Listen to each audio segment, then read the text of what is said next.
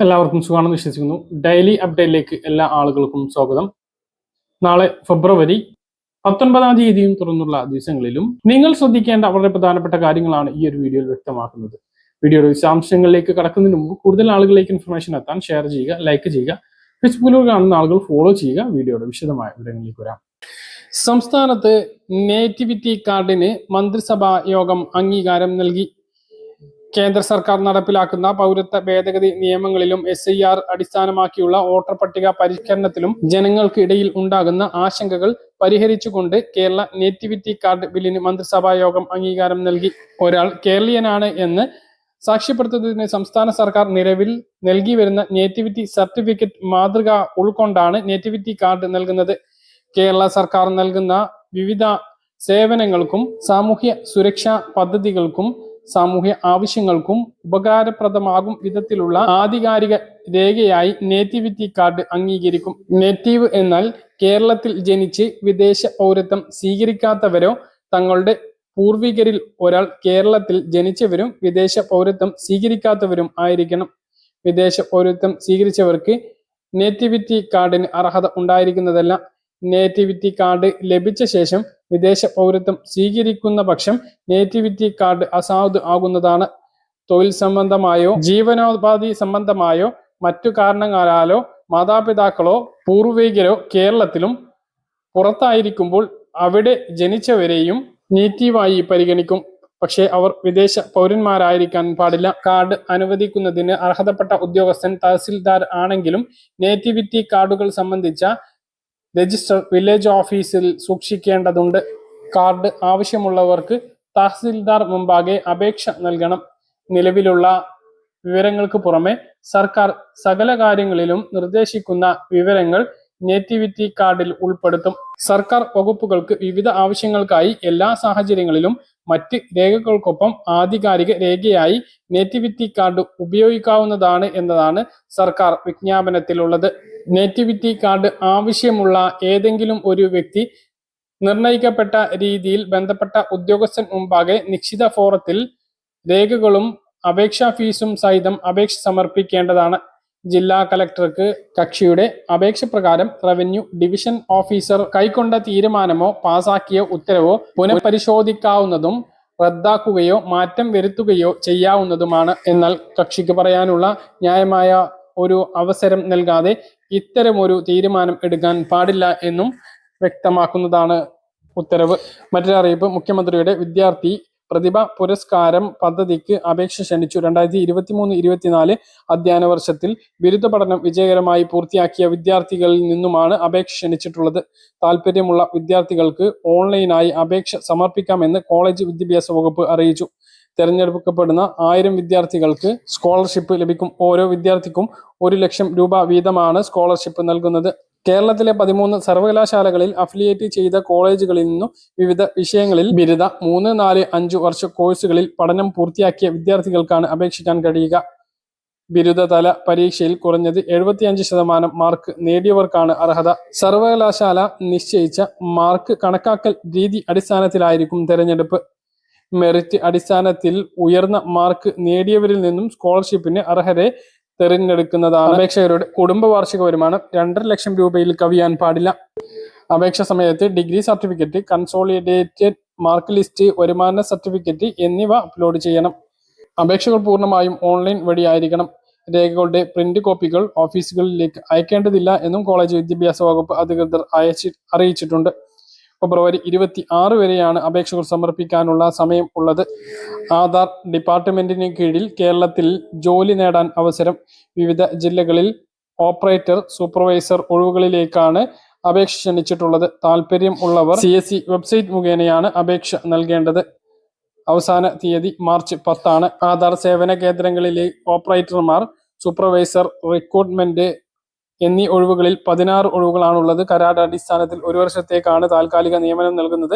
ആലപ്പുഴ ജില്ലയിൽ 1, ഇടുക്കി ജില്ലയിൽ 2, കണ്ണൂർ ജില്ലയിൽ 2, കാസർഗോഡ് ജില്ലയിൽ 2, കൊല്ലം ജില്ലയിൽ 1, കോഴിക്കോട് ജില്ലയിൽ 1, പാലക്കാട് ജില്ലയിൽ 1, പത്തനംതിട്ട ജില്ലയിൽ 1, തൃശൂർ ജില്ലയിൽ 3, വയനാട് ജില്ലയിൽ 2 എന്നിങ്ങനെയാണ് ഒഴിവുകളുള്ളത്. പ്രായപരിധി 18 വയസ്സ് മുതൽ ഉള്ളവർക്ക് എത്രയാണ് എങ്കിലും അപേക്ഷിക്കാവുന്നതാണ്. ഉയർന്ന പ്രായപരിധിയില്ല. +2 പാസ്സായിരിക്കണം, അല്ലെങ്കിൽ 10ാം ക്ലാസ്സിന് ശേഷം 2 വർഷത്തെ ITI കഴിഞ്ഞവരായിരിക്കണം. അതുമല്ലെങ്കിൽ 10ാം ക്ലാസ്സിന് ശേഷം 3 വർഷത്തെ പോളിടെക്നിക് ഡിപ്ലോമയുള്ളവർക്കും അപേക്ഷിക്കാവുന്നതാണ്. സംസ്ഥാനത്ത് സാമൂഹ്യ സുരക്ഷാ പെൻഷൻ വിതരണ നടപടികളിലേക്ക് സംസ്ഥാന സർക്കാർ കടന്നിട്ടുണ്ട്. കെട്ടിട നിർമ്മാണ തൊഴിലാളി പെൻഷൻ തിങ്കളാഴ്ചയും സാമൂഹ്യ സുരക്ഷാ ക്ഷേമ പെൻഷൻ അടുത്ത ബുധനാഴ്ച 25ാം തീയതിയും ലഭിക്കുന്നതാണ്. 24.46 ലക്ഷം ഗുണഭോക്താക്കൾക്ക് ബാങ്ക് അക്കൗണ്ടുകളിലേക്ക് 25ാം തീയതി അടുത്ത ബുധനാഴ്ച തുക എത്തിച്ചേരുന്നതാണ്. ബാക്കിയുള്ള ആളുകൾക്ക് കയ്യിൽ സർവീസ് സഹകരണ സംഘങ്ങൾ വീട്ടിൽ എത്തിച്ചു നൽകുന്നതാണ്. 5ാം തീയതിക്ക് മുമ്പ് എല്ലാവർക്കും പെൻഷൻ എത്തിച്ചേരുന്നതാണ് എന്ന് ധനമന്ത്രി KN ബാലഗോപാൽ അറിയിച്ചിട്ടുണ്ട്. വിവാഹിത പെൻഷൻ വാങ്ങുന്നവർക്ക് വിവാഹിതയല്ല, പുനർവിവാഹിതയല്ല എന്ന ലൈഫ് സർട്ടിഫിക്കറ്റ് തദ്ദേശ സ്ഥാപനങ്ങൾ സമർപ്പിക്കാനുള്ള സമയം മാർച്ച് 31 വരെയുണ്ട്. അതിനുശേഷം മാത്രമേ അവരുടെ പെൻഷൻ മുടങ്ങുകയുള്ളൂ എന്നുള്ളതും ഓർമ്മിപ്പിക്കുന്നു. അപ്പോൾ ഇതുവരെ നൽകിയിട്ടില്ല എങ്കിൽ ഉടനെ അത് തദ്ദേശ സ്ഥാപനത്തിൽ സമർപ്പിക്കേണ്ടതാണ്. മോട്ടോർ വാഹന വകുപ്പിന്റെ ഭാഗത്തു നിന്നും വാഹനമുള്ള ആളുകൾക്ക് ഏറ്റവും പുതിയ അറിയിപ്പ് വന്നിട്ടുണ്ട്. വളരെ പ്രധാനപ്പെട്ട അറിയിപ്പുകളാണ്. ശ്രദ്ധിച്ചിട്ടില്ല എങ്കിൽ പിഴയും അതുപോലെ തന്നെ ലൈസൻസ് റദ്ദാക്കുക, വാഹനം പിടിച്ചെടുക്കുക, വാഹനം ഓടിച്ച കുട്ടികളെ 6 മാസത്തോളം ജുവനൈൽ ഹോമിൽ അടക്കുക, ഇങ്ങനെയെല്ലാം ഉണ്ടാകും. അതോടൊപ്പം തന്നെ ലൈസൻസ് പുതുക്കുമ്പോൾ പുതിയ നടപടി വന്നിരിക്കുകയാണ്. ലൈസൻസ് പുതുക്കുന്നതിന് ചില മാനദണ്ഡങ്ങൾ കൂടി വരും എന്ന് ഗതാഗത മന്ത്രി KB ഗണേഷ് കുമാർ വ്യക്തമാക്കിയിട്ടുണ്ട്. പ്രായവും ആരോഗ്യവും എല്ലാം നോക്കും. അതുകൊണ്ട് തന്നെ എല്ലാവർക്കും ഇനി ഡ്രൈവിംഗ് ലൈസൻസ് പുതുക്കി കിട്ടണം എന്നില്ല. കണ്ണ് പരിശോധന നേരിട്ട് ആക്കും. ഇതൊക്കെ പറയുന്നു. വീഡിയോയുടെ വിശദാംശങ്ങളിലേക്ക് കടക്കുന്ന മുമ്പ് കൂടുതൽ ആളുകളിലേക്ക് ഇൻഫർമേഷൻ എത്താൻ ഷെയർ ചെയ്യുക, ലൈക്ക് ചെയ്യുക. ഫേസ്ബുക്കിലൂടെ കാണുന്ന ആളുകൾ ഫോളോ ചെയ്യുക. വീഡിയോയുടെ വിശദമായ വിവരങ്ങളിലേക്ക് വരാം. ആദ്യത്തെ അറിയിപ്പ്: വീട്ടിലുള്ള വാഹനങ്ങൾ നിങ്ങളുടെ 18 വയസ്സിന് മുമ്പുള്ള കുട്ടികൾ എടുത്തു പോകുന്നുണ്ടോ എങ്കിൽ നിങ്ങൾ ശ്രദ്ധിക്കുക. പോലീസും MVD ഉദ്യോഗസ്ഥരും വളഞ്ഞിട്ട് പിടിക്കും. കുട്ടികളെ ജുവനൈൽ ഹോമിൽ തടവിലാക്കുകയും ചെയ്യും. കുട്ടികൾക്ക് വണ്ടി കൊടുക്കുന്ന മുതിർന്നവർക്കും പണി കിട്ടും. പിഴയടച്ച് ഊരിപ്പോകാൻ പറ്റില്ല. 6 മാസം വരെ നിങ്ങളും അകത്താകും. സംസ്ഥാനത്തുടനീളമുള്ള പരിശോധനയുടെ ഭാഗമായി തിരുവനന്തപുരം നഗരത്തിൽ കഴിഞ്ഞ ദിവസം തുടങ്ങിയ പ്രത്യേക പരിശോധനയിൽ 18 വയസ്സ് തികയാത്ത 9 പേരെ പിടികൂടിയിട്ടുണ്ട്. ഇവർക്ക് വാഹനം നൽകിയ മുതിർന്നവരെ പ്രതികളാക്കാനുള്ള നടപടിയും പോലീസ് തുടങ്ങിയിട്ടുണ്ട്.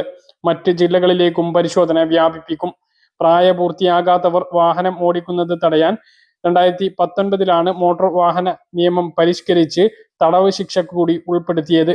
എന്നാൽ കേരളത്തിൽ ഇതുവരെ കർശനമായി ഇത് നടപ്പിലാക്കിയിരുന്നില്ല.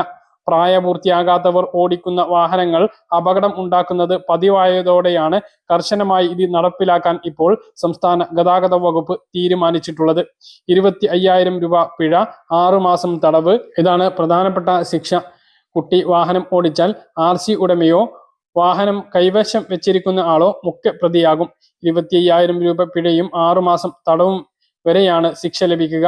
RC സസ്പെൻഡ് ചെയ്യുകയും ചെയ്യും. പ്രായപൂർത്തിയാകാത്ത വ്യക്തികളെ ജുവനൈൽ കോടതിയിൽ ഹാജരാക്കുകയും കുറ്റത്തിന്റെ സ്വഭാവം അനുസരിച്ച് ജുവനൈൽ ഹോമിൽ പാർപ്പിക്കുകയും ചെയ്യും. 25 വയസ്സുവരെ ഡ്രൈവിംഗ് ടെസ്റ്റിന് പങ്കെടുക്കാനും കഴിയില്ല. അതായത് ഈ കുട്ടികൾ, അപകടം ഉണ്ടാക്കിയ കുട്ടികൾക്ക് പിന്നീട് 25 വയസ്സുവരെ ഡ്രൈവിംഗ് ലൈസൻസ് ലഭിക്കുകയും ഇല്ല. അത്രയും കാലം പിന്നീട് ഇവർക്ക് വാഹനം ഓടിക്കാൻ കഴിയില്ല എന്നുള്ളതാണ് ഏറ്റവും പ്രധാനപ്പെട്ട കാര്യം. മറ്റൊന്ന്, മോഷ്ടിച്ച ബൈക്കുകളിൽ കുറ്റവാളികൾ വിലസുന്നുണ്ട് എന്നുള്ളതാണ് കണ്ടെത്തൽ. കുറ്റവാളികളായിട്ടുള്ള കുട്ടികൾ വിലസുന്നത് കൂടുതലും മോഷ്ടിച്ച വാഹനങ്ങളിലാണ് എന്ന് പോലീസ് കണ്ടെത്തിയിട്ടുണ്ട്. ലഹരിക്കടത്ത് സംഘത്തിന്റെ വലയിൽപ്പെട്ട കുട്ടികളും മാലമോഷണ സംഘത്തിൽപ്പെട്ട കുട്ടികളും ഉൾപ്പെടെ എല്ലാവരും മോഷ്ടിച്ച വാഹനങ്ങളാണ് ഉപയോഗിക്കുന്നത്. ബൈക്ക് ഓടിക്കുന്ന 18 തികയാത്തവർ നിരത്തുകളിൽ സ്പീഡ് റേസിംഗ് നടത്തുന്നു. റേസിംഗ് നടത്തുന്നവരിൽ പലരും മയക്കുമരുന്ന് ഉപയോഗിക്കുന്നതായി പോലീസിന് വിവരം ലഭിച്ചിട്ടുണ്ട്. ഈ അടിസ്ഥാനത്തിലാണ് കർശനമായിട്ടുള്ള പരിശോധന ആരംഭിച്ചിട്ടുള്ളത്. അപ്പോൾ 18 വയസ്സിന് താഴെയുള്ള കുട്ടികൾ വാഹനം ഓടിച്ച് അപകടം ഉണ്ടായിക്കഴിഞ്ഞാൽ അത് വലിയ കുറ്റകരമാണ്. അത്തരം കേസുകളിൽ ഇൻഷുറൻസ് തുക ലഭിക്കില്ല. ഇൻഷുറൻസ് കമ്പനി തുക നൽകില്ല. അതിനുള്ള നഷ്ടപരിഹാരം, അപകടത്തിൽപ്പെട്ട് ആരെങ്കിലും മരണപ്പെടുകയോ മറ്റ് നഷ്ടങ്ങൾ ഉണ്ടാകുകയോ ചെയ്താൽ അതിനുള്ള എല്ലാ നഷ്ടപരിഹാരവും വാഹനം ഓടിച്ച കുട്ടിയും അതുപോലെ തന്നെ കുട്ടിയുടെ രക്ഷിതാക്കളും വാഹനത്തിന്റെ ഉടമയും നൽകേണ്ടി വരും എന്നുള്ളതാണ് ഏറ്റവും പ്രധാനപ്പെട്ട മറ്റൊരു കാര്യം. പിന്നീട് ഇത്തരം കുറ്റകൃത്യങ്ങളിൽ കുട്ടികൾ പെടുകയാണ് എങ്കിൽ എല്ലാവരുടെയും ലൈസൻസ് റദ്ദാക്കുകയും വാഹനത്തിന്റെ RC റദ്ദാക്കുകയും ചെയ്യും. പിന്നെ കുറ്റത്തിന്റെ ഗൗരവത്തിനനുസരിച്ച് 6 മാസം വരെ തടവും ലഭിക്കും. മറ്റൊരു പ്രധാനപ്പെട്ട അറിയിപ്പ്: ലൈസൻസ് പുതുക്കി നൽകുന്നതിൽ പ്രായപരിധി പരിഗണിക്കും എന്ന് മന്ത്രി ഗണേഷ് കുമാർ പറഞ്ഞു. ലൈസൻസ് ലഭിക്കുന്നയാൾ പൂർണ്ണ ആരോഗ്യവാൻ ആയിരിക്കണം. മെഡിക്കൽ പരിശോധന കർശനമാക്കും. കാഴ്ച പരിശോധനാ ഫലം നേരിട്ട് അപ്ലോഡ് ചെയ്യുന്ന സംവിധാനം നടപ്പിലാക്കും. കോട്ടയത്ത് കാർ അപകടത്തിൽ ആലിൻ മരണപ്പെട്ടതിന്റെ പശ്ചാത്തലത്തിലാണ് നടപടി.